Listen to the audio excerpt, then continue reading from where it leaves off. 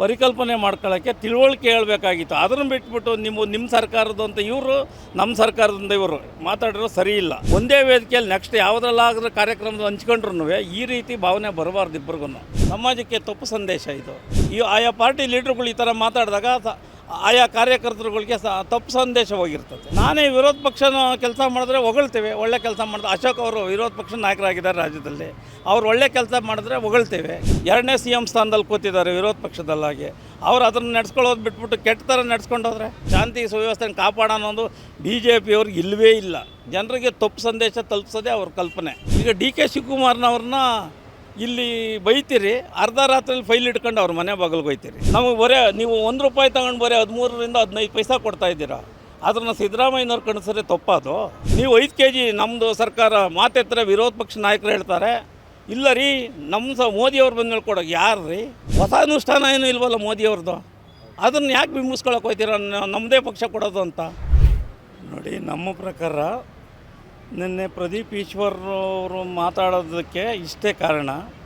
ಅದರಲ್ಲಿ ಭಾಗವಹಿಸಿರ್ತಕ್ಕಂಥ ಸನ್ಮಾನ್ಯ ನಮ್ಮ ಬೆಂಗಳೂರು ಕೇಂದ್ರದ ಸಂಸದರಾದ PC ಮೋಹನ್ರವರು ರಾಜ್ಯ ಸರ್ಕಾರದ ಕಾರ್ಯಕ್ರಮದ ಅನುಷ್ಠಾನದಲ್ಲಿ ಪ್ರೋಗ್ರಾಮ್ ಮಾತಲ್ಲಿ ಅದ್ರ ಬಗ್ಗೆ ಮಾತಾಡೋದು ಬಿಟ್ಬಿಟ್ಟು ಅವರ ಸರ್ಕಾರದ ಮೋದಿಯವರ ಸರ್ಕಾರದ ಬಗ್ಗೆ ಎಲ್ಲ ಮಾತಾಡೋದಕ್ಕೆ ಶುರುವಾದಾಗ ಇವರು ಮಾತಾಡಿರೋದು ನಿಜ.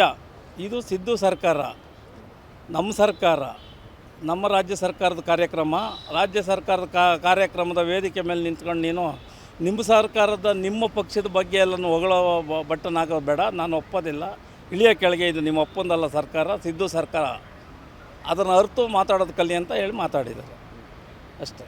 ಸೊ ಇದ್ರ ಬಗ್ಗೆ ಒಂದಿಷ್ಟು ಸರ್, ಈಗ ಶಾಸಕರಾಗಿ ಒಂದು ವೇದಿಕೆ ಮೇಲೆ, ಯಾಕಂದರೆ ಒಂದು ವೇದಿಕೆ ಅಂತ ಅಂದಮೇಲೆ ಅದಕ್ಕೆ ಆದಂಥ ಗೌರವ ಇರುತ್ತೆ.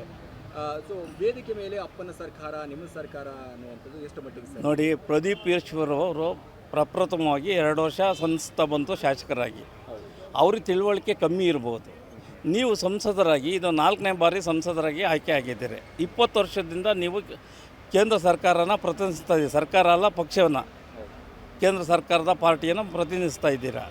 ನಿಮಗೆ ತಿಳುವಳಿಕೆ ಇರಬೇಕು. ಯಾವ ರೀತಿ ನಾವು ರಾಜ್ಯ ಸರ್ಕಾರದ ಇದರಲ್ಲಿ ವೇದಿಕೆಯಲ್ಲಿ ಯಾವ ರೀತಿ ಮಾತಾಡಬೇಕು, ಇವತ್ತು ಆಯೋಜನೆ ಮಾಡಿರೋ ಕಾರ್ಯಕ್ರಮ ಏನು, ಅದ್ರ ಬಗ್ಗೆ ಕೈವಾರ ತಾತಯ್ಯನವರ ಇದು ಧಾರ್ಮಿಕ ಕಾರ್ಯ ಯಾವ ರೀತಿ ಇತ್ತು, ಅವರ ಚಿಂತನೆ ಏನಿತ್ತು, ಸಮಾಜ ಪರಿವರ್ತನೆ ಚಿಂತನೆ ಏನಿತ್ತು, ಅದನ್ನು ಜನರಿಗೆ ಪರಿಕಲ್ಪನೆ ಮಾಡ್ಕೊಳ್ಳೋಕ್ಕೆ ತಿಳುವಳಿಕೆ ಹೇಳಬೇಕಾಗಿತ್ತು. ಅದನ್ನು ಬಿಟ್ಬಿಟ್ಟು ನಿಮ್ಮ ಸರ್ಕಾರದ್ದು ಅಂತ ಇವರು, ನಮ್ಮ ಸರ್ಕಾರದಿಂದ ಇವರು ಮಾತಾಡಿರೋ ಸರಿ ಇಲ್ಲ.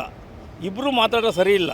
ನೀವು ಪ್ರಥಮವಾಗಿ ಅದನ್ನು ಮಾತಾಡಿರೋದ್ರಿಂದ ಅದನ್ನು ಇವರು ರಾಜ್ಯ ಸರ್ಕಾರದ ಮಾಡ್ತಾ ಇರೋದನ್ನು ತಡ್ಕೊಳ್ಳೋಕೆ ಅವ್ರಿಗೆ ಆಗದೇ ಇರೋದ್ರಿಂದ ಇವರು ಒಂದು ಮಾತು ಅಂದಿರೋದು ನಿಜ. ಇದು ಇನ್ಮೇಲಾದರೂ ಇಬ್ಬರು ಅರ್ಥಕೊಂಡು ಸಮಾಜಕ್ಕೆ ಒಳ್ಳೆಯದಾಗಲಿ, ಜನ ಕಲ್ಯಾಣ ಕಾರ್ಯಕ್ರಮಗಳನ್ನು ನೀವಿಬ್ಬರು ಮಾಡಿ. ಪ್ರದೀಪ್ ಈಶ್ವರರು ಮಾಡಬೇಕು, ಮೋಹನ್ರವರು ಮಾಡಬೇಕು. ಅದನ್ನು ಬಿಟ್ಬಿಟ್ಟು ಒಂದೇ ವೇದಿಕೆಯಲ್ಲಿ ನೆಕ್ಸ್ಟ್ ಯಾವುದ್ರಲ್ಲಾಗದ ಕಾರ್ಯಕ್ರಮದ ಹಂಚ್ಕೊಂಡ್ರು ಈ ರೀತಿ ಭಾವನೆ ಬರಬಾರ್ದು ಇಬ್ಬರಿಗೂ.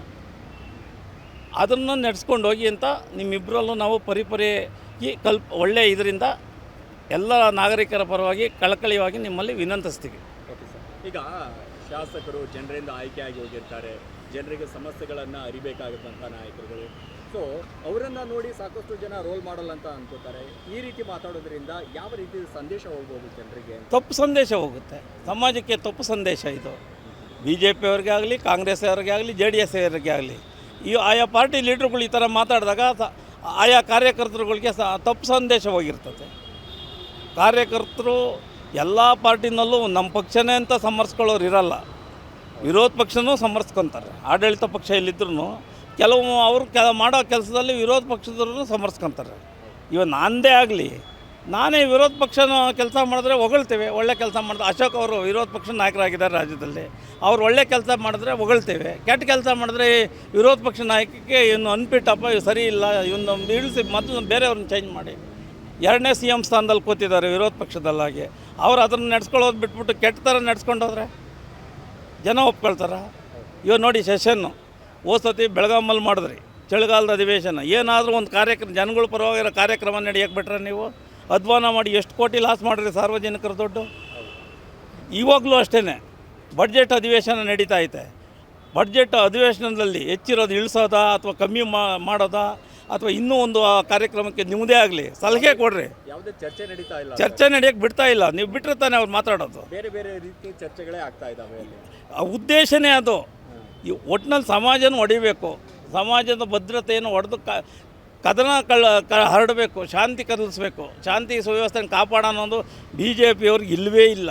ಜನರಿಗೆ ತಪ್ಪು ಸಂದೇಶ ತಲುಪಿಸೋದೇ ಅವ್ರ ಕಲ್ಪನೆ, ಅವ್ರದ್ದು ಒಂದೇ ಅಜೆಂಡಾ. ಇನ್ನು 5 ವರ್ಷ ಸಿದ್ದರಾಮಯ್ಯ ಈ ಕಾಂಗ್ರೆಸ್ ಸರ್ಕಾರ ಇವರು ಯಾವುದೇ ಸೆಷನ್ ನಡೆದು ನಡೆಯೋಕ್ಕೆ ಬಿಡಬಾರ್ದು. ಅವರು ಲೀಡ್ರುಗಳೇ ಅಂತ ಮಾರ್ಗದರ್ಶನ ಮಾಡಿ ಬಿಡ್ಬಿಡೋರು ಅವ್ರಿಗೆ. ಅವ್ರು ಮಾಡಿರೋ ತಪ್ಪನ್ನ ಅವರು ಅವರು ಅರಿವು ಮಾಡ್ಕೊಳ್ಳಲ್ಲ. ಅನುಸರಿಸ್ಕೊಂಡು ಹೋಗ್ತಾ ಇದ್ದಾರೆ. ಆಡಳಿತ ಪಕ್ಷ ಮಾಡಿರೋ ತಪ್ಪನ್ನೇ ಎತ್ತಿ ಹಿಡಿತಾವ್ರೆ. ಹಿಡಿಯೋದನ್ನ ನೀವು ಸದನದಲ್ಲಿ ಖಂಡಿಸ್ರಿ, ಅದನ್ನು ಸರಿ ದಾರಿ ತನ್ನಿ. ನೀವು ವಿರೋಧ ಪಕ್ಷ ನಾಯಕರಾಗಿ ರಾಜ್ಯದ 2ನೇ ಮುಖ್ಯಮಂತ್ರಿ ಸ್ಥಾನದಲ್ಲಿರ್ತಕ್ಕಂಥ ಜನ ನೀವು ಅದನ್ನು ಸರಿ ದಾರಿಗೆ ತಂದು ಸರ್ಕಾರನ ತಿದ್ದಿರಿ, ಮತ್ತೆ ತಪ್ಪು ಮಾಡ್ದಂಗೆ. ಅದನ್ನು ಬಿಟ್ಬಿಟ್ಟು ನೀವೇ ಇನ್ನೂ ಸರ್ಕಾರಕ್ಕೆ ತಪ್ಪೆಜ್ಜೆ ಇಡೋಕ್ಕೆ ದಾರಿ ಮಾಡಿಕೊಡ್ತಾ ಇದ್ದೀರಾ. ಈಗ ಡಿ ಕೆ ಶಿವಕುಮಾರ್ನವ್ರನ್ನ ಇಲ್ಲಿ ಬೈತೀರಿ, ಅರ್ಧ ರಾತ್ರಿಯಲ್ಲಿ ಫೈಲ್ ಇಟ್ಕೊಂಡು ಅವ್ರ ಮನೆ ಬಾಗಿಲಿಗೆ ಹೋಯ್ತೀರಿ. ಇದು ಯಾವ ಧರ್ಮ? ಅದನ್ನು ನೀವು ತಿದ್ದಿ. ಇವಾಗ ಬೇಡಪ್ಪ, ನೆನ್ನೆ ಬಿಲ್ ಪಾಸ್ ಮಾಡಿದ್ರಿ, ಮೇಲ್ಮನೆ ಒಳಗೆ ಪಾಸ್ ಆದ ಬಿಲ್ಲು. JDSನವ್ರು ಓಟ್ ಹಾಕವ್ರೆ, BJPನವರು ಸಪೋರ್ಟ್ ಮಾಡೋರು ಒಂದಿಬ್ಬರು. ನಿಮ್ಗೆ ಯಾವ ತತ್ವ ಸಿದ್ಧಾಂತ ಐತೆ, ಯಾವ ನೈತಿಕತೆ ಐತೆ ನಿಮ್ಮ ಪಾರ್ಟಿಗೆ? ಶಿಸ್ತಿನ ಪಕ್ಷ ಅಂತ ಹೇಳ್ತಾರೆ. JDSನವರೇ ಆಗಲಿ ನೀವಾಗಲಿ ಶಿಸ್ತಿನ ಪಕ್ಷ, ಸಿಪಾಯಿಗಳು ಅಂತೀರಿ ನೀವು. ನಿಮ್ಮ ಹಣೆ ಬರೋಕ್ಕೆ ನಿಮ್ಮ ಅಧ್ಯಕ್ಷ ಯತ್ನಾಳು ಇಬ್ಬರು ಗುದ್ದಾಟ ಶುರುವಾಗಿ ಹತ್ತತ್ರ 1 ವರ್ಷ ವಿಜಯೇಂದ್ರ ಅಧ್ಯಕ್ಷನಾದಾಗಿಂದನೂ ಬಂತು. ಇದುವರೆಗೂ ಅವ್ರ ಬಗ್ಗೆ ಕ್ರಮ ತಗೊಳ್ಳೋಕ್ಕೆ ನಿಮಗೆ ಶಕ್ತಿ ಇಲ್ಲ. ಇವಾಗ ಕೇಂದ್ರ ಸರ್ಕಾರದಾಗಲಿ ಮೋದಿಯವರು ನಮ್ಮ ಶಿಸ್ತಿನ ಪಕ್ಷ, ನಾನು ಶುದ್ಧಾಸನ ಪ್ರಾಮಾಣಿಕತೆಯಿಂದ ಸರ್ಕಾರ ನಡೆಸ್ತೀನಿ ಅಂತೀರ. 10 ವರ್ಷದಲ್ಲಿ ಏನಾನ ಒಂದು 10 ಪ್ರೆಸ್ ಮೀಟ್ ಮಾಡಿದ್ದೀರ ನೀವು? ನಿಮ್ಮ ಸರ್ಕಾರದ ಅನುಷ್ಠಾನ ಪ್ರೆಸ್ ಮೀಟಲ್ಲಿ ಮಾತಾಡಿ ಇದೆಯಾ ನಿಮಗೆ? ಇದೇ ಮನಮೋಹನ್ ಸಿಂಗ್ ಅವರು 10 ವರ್ಷ ನಡೆದಾಗ 110 ಪ್ರೆಸ್ ಮೀಟ್ ಮಾಡಿದ್ದಾರೆ. ನೀವು ಒಂದು ಮಾಡಿದರೆ ಹೇಳಿ. ಸುಮ್ಮನೆ ಜನಗಳಿಗೆ ತಪ್ಪು ಸಂದೇಶ ತಿಳಿಸೋದು ಇದೇನೇ. ನಮ್ಮಲ್ಲಿ ಕಲೆಕ್ಟ್ ಆಗೋ ನೆನ್ನೆನೇ ನೀವೇ ಅಂಕಿಅಂಶ ಕೊಟ್ಟಿದ್ದೀರ ವಿರೋಧ ಪಕ್ಷದವರೇ. ಒಂದು ದಿವಸಕ್ಕೆ ಸಿದ್ದರಾಮಯ್ಯನವ್ರ ಸರ್ಕಾರಕ್ಕೆ 1230 ಕೋಟಿ ತೆರಿಗೆ ಬರ್ತಾಯಿತೆ ಅಂತ. ಅದರಲ್ಲಿ BJPನವರೇ ಹೇಳಿದ್ದಾರೆ, ಸಾಮಾಜಿಕ ಕಾರ್ಯಕರ್ತರೊಬ್ಬರು, ಅದು BJP ವರ್ಕರ್ ಅವರು. 1230 ಕೋಟಿಲಿ 570 ಕೋಟಿ ರೂಪಾಯಿ GSTದು ಹೋಗ್ತಾಯಿತ್ತು. ಅದರಂತೆ 365 ದಿವಸಕ್ಕೆ ಎಷ್ಟಾಯಿತು? ಅದರಲ್ಲಿ ನಮ್ಗೆ ಅರ್ಧ ಕೊಟ್ಬಿಟ್ರೆ ಕರ್ನಾಟಕ ಸರ್ಕಾರಕ್ಕೆ ಇರೋ ದರಿದ್ರ ಎಲ್ಲ ಹೊರಟೋಗ್ತದಲ್ಲ. ನಮ್ಮ ದುಡ್ಡು ತೊಗೊಂಡೋಗ್ತೀರಿ ನೀವು. ಬೇರೆ ನಾಳೆ ನೆಕ್ಸ್ಟು ಇನ್ನೊಂದು 5-6 ತಿಂಗಳಲ್ಲಿ ಬಿಹಾರದ ಎಲೆಕ್ಷನ್ ಬರುತ್ತೆ, ಅದಕ್ಕೆ ಸುರಿತೀರಿ. ಅದಕ್ಕೆ 13,000 ಕೋಟಿನ ಏನೋ ಅವಾಗಲೇ ಫೌಂಡೇಶನ್ ಸ್ಟೋನ್ ಹಾಕಿದ್ರಿ ನೀವು. ನೆಕ್ಸ್ಟ್ ಬಾಂಗ್ಲಾಗೆ ಹೋಗ್ತೀರಿ, ಅಲ್ಲಿ ಸುರಿತೀರಿ. ಉತ್ತರ ಪ್ರದೇಶಕ್ಕೆ ತೊಗೊಂಡೋಗಿ ಕೊಡ್ತೀರಿ. 2ನೇ ಸ್ಥಾನದಲ್ಲಿ GST ಕಟ್ಟೋ ರಾಜ್ಯ ನಮ್ಮದು. ನಮಗೆ ಬರೀ ನೀವು 1 ರೂಪಾಯಿ ತಗೊಂಡು ಬರೀ 13ರಿಂದ 15 ಪೈಸಾ ಕೊಡ್ತಾಯಿದ್ದೀರಾ. ಅದನ್ನು ಸಿದ್ದರಾಮಯ್ಯನವ್ರು ಕಣಿಸರೆ ತಪ್ಪದು.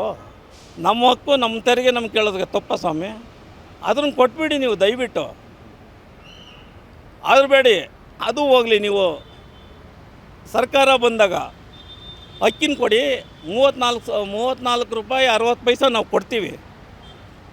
ದಯವಿಟ್ಟು ಅಕ್ಕಿನ ನಮಗೆ ಕೊಡಿ ಅಂತಂದರೆ ಒಂದು ಪರಿಯಾಗಿ ಕೇಳಿದ್ರು, ಕೈ ಮುಗಿದು ಕೇಳಿದ್ರು.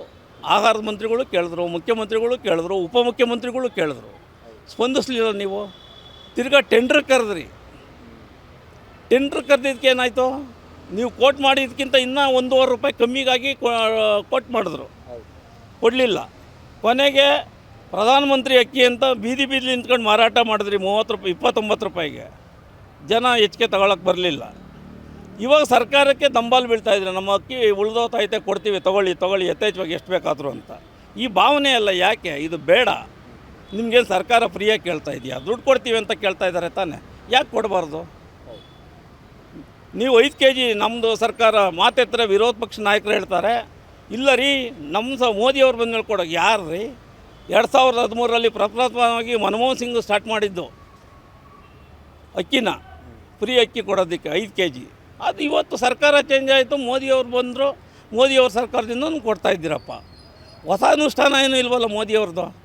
ಅದನ್ನು ಯಾಕೆ ಬಿಂಬಿಸ್ಕೊಳಕ್ಕೆ ಹೋಗ್ತೀರ ನಮ್ಮದೇ ಪಕ್ಷ ಕೊಡೋದು ಅಂತ? ಅದನ್ನೆಲ್ಲ ಬಿಟ್ಬಿಡಿ, ಆ ಮನೋಭಾವನೆ ಬಿಡಿ. ಇನ್ನು ಮುಂದೆ ಆದ್ರೂ ಸಮಾಜನ